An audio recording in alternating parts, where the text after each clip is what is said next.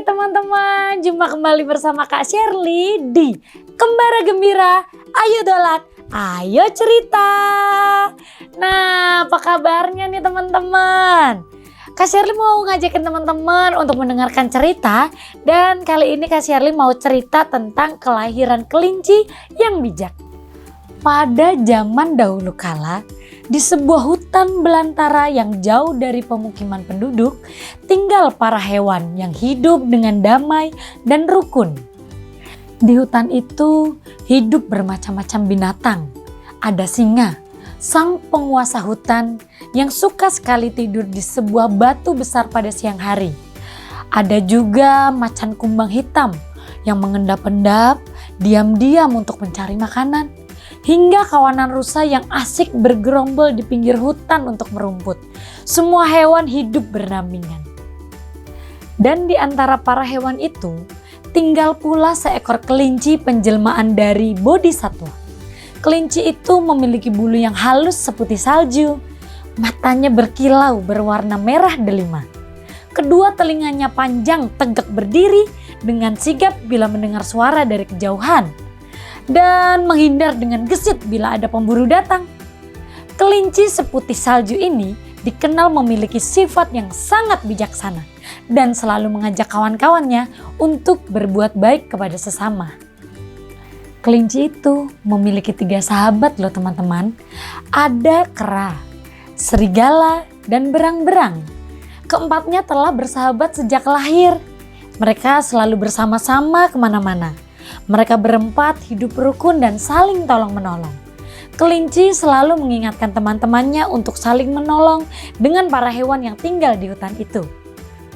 Pada suatu malam yang cerah, bulan nampak berkilau dan cantik. Mendekati bulan purnama, memang malam terasa lebih dingin dari biasanya. Karena itu banyak hewan yang berkumpul menyaksikan indahnya bulan bersama-sama. Tak terkecuali sang kelinci putih dan ketiga temannya. Saat memandangi terang bulan itu, kelinci itu menyadari bahwa besok adalah bulan purnama. Teman-teman, apakah kalian menyadari akan perayaan hari besok? Kata kelinci. Memangnya ada perayaan apa kelinci? Hari ulang tahunmu, sahut kera. Lalu kelinci tertawa. Apa kalian tidak ingat kita merayakan ini setiap bulan purnama? Kera, serigala, dan berang-berang hanya menggeleng tak ingat besok ada perayaan apa. Besok adalah perayaan hari untuk memberi. Kita harus persembahkan apa yang kita miliki untuk diberikan kepada tamu, jawab kelinci sambil tersenyum. Oh, apabila ada orang yang datang untuk meminta sesuatu dari kita, berikan apa yang kita miliki, tambah kelinci. Jadi, sejak pagi kita harus mengumpulkan sesuatu untuk diberikan kepada orang lain. Ketiga sahabatnya mengangguk, menandakan bahwa mereka paham. Baiklah, aku besok akan mencari ikan. Seru berang-berang dengan semangat disambut oleh tawa yang lainnya. Hahaha.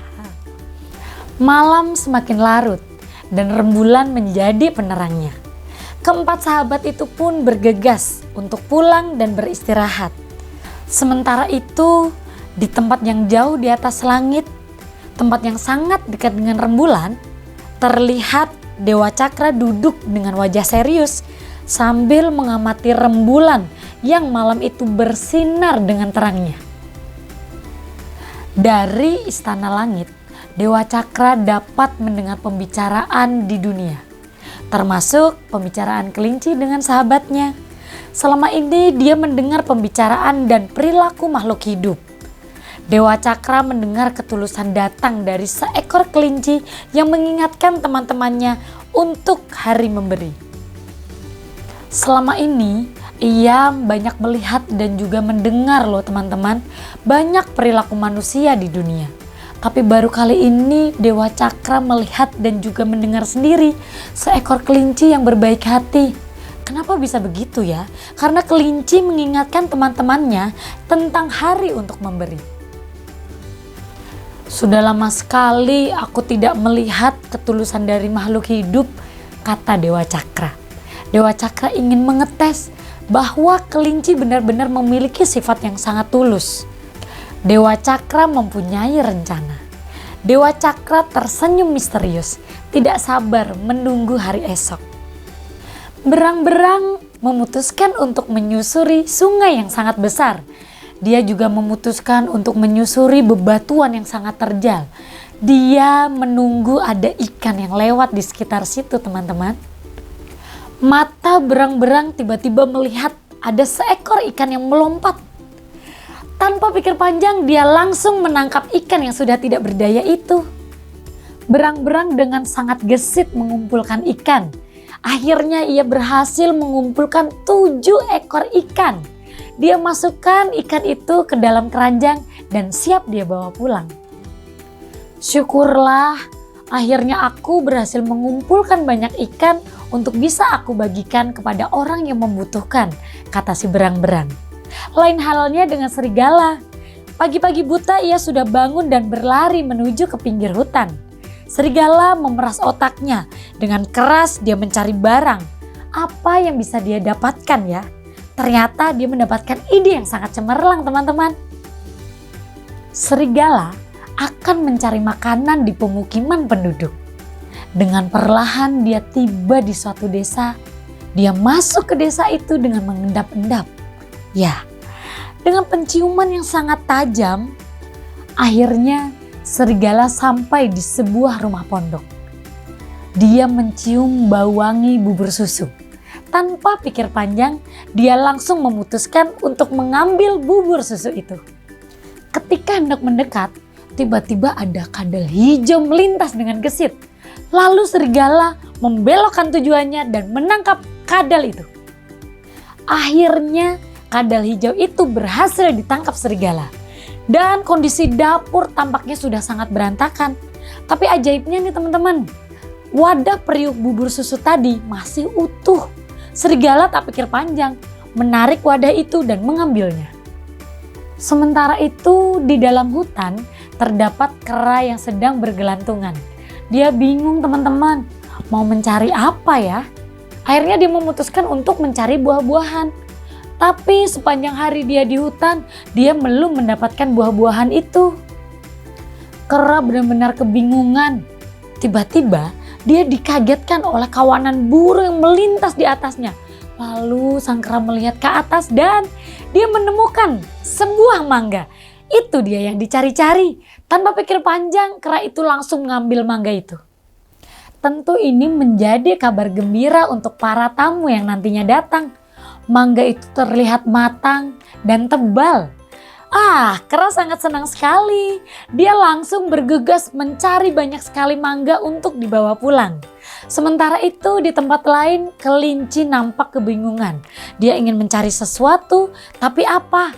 Dia ingin mencari wortel atau umbi-umbian. Kemudian kelinci itu mendekati pinggir hutan. Dia berharap dia dapat mendapatkan wortel dan juga umbi-umbian. Kelinci melompat dengan penuh semangat dan dia sampai di pematang sawah. Di pematang sawah, dia bersemangat dan melompat. Dia sangat berharap mendapatkan itu. Tapi belum sampai dapat wortel atau umbi-umbian, tiba-tiba ada Pak Tani, teman-teman. Pak Tani setelah sigap menghardik kelinci, membawa senapan. Gawat, kelinci justru akan diburu. Tak ingin menjadi santap malam Pak Tani, kelinci langsung bergegas pulang. Meskipun dengan wajah yang sangat sedih karena dia tidak berhasil mengumpulkan wortel atau umbi-umbian. Dia hanya mendapatkan rumput ilalang. Saat itu, tengah hari di hutan, ada seorang pendeta tua yang berjalan dengan lunglai dan juga terseok-seok. Nampak kasihan teman-teman, jubahnya compang-camping. Wajah pendeta tampak kusam, rambutnya pun berantakan, janggut panjangnya tak terurus. Ternyata pendeta itu tersesat di dalam hutan. Sang pendeta nampak sedih, dia sudah tidak lagi sanggup berjalan. Lalu keempat hewan itu melihat sang pendeta. Nampaknya pendeta itu tersesat, kata si kelinci. Lalu si serigala bilang, Kasihan, dia tampaknya kelaparan. Kera juga bilang, kita harus menolongnya. Berang-berang pun berkata, iya betul, ia akan menjadi tamu kita nanti. Kita harus berikan apa yang kita punya. Akhirnya mereka pun mendekati sang pendeta dan bertanya, pendeta, nampaknya kamu tersesat, kata serigala.